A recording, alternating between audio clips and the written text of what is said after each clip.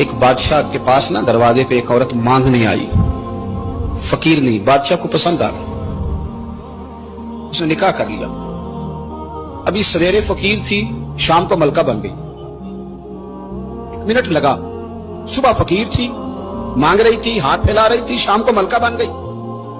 बड़ा एजाज दिया बादशाह ने, बड़ा नवाजा, 20-20 कनीजें, काम करने वाली, माल दौलत सारा कुछ।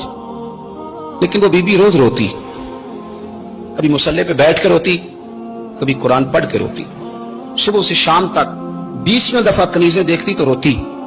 बादशाह ने हुक्म दे रखा था कि इसके अबरू का इशारा हो जाए तो जो ये मांगे इसे दे दिया जाए, लेकिन वो रोती रहती, वो रोती रहती, वो रोती रहती। एक दिन जो कनीजों में से जरा सियानी थी वो आ गई, कहने लगी, बीबी बात सुन, हमें नहीं समझ आती कि हम गरीब लोग हैं, मजबूर हैं, तंगदस्त हैं, बेख्तियार हैं, तू मालदार भी है और बाइख्तियार भी है और मौज में है, तो रोती क्यों है?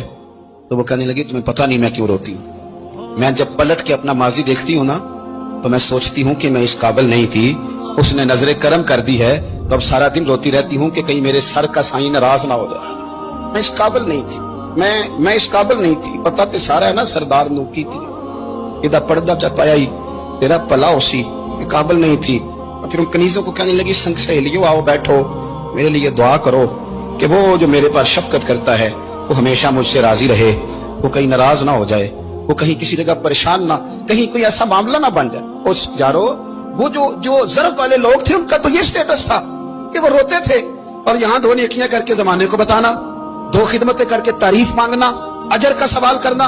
मेरे रसूल करीम अलैहिस्सलाम ने फरमाया, सुबह कयामत कुछ लोग अल्लाह के हुजूर हाजिर होंगे, ऐ अल्लाह हम हाजी थे, नमाजी थे, सखी थे, इबादत गुजार थे। अल्लाह फरमाया कि क्या लेने आए हो?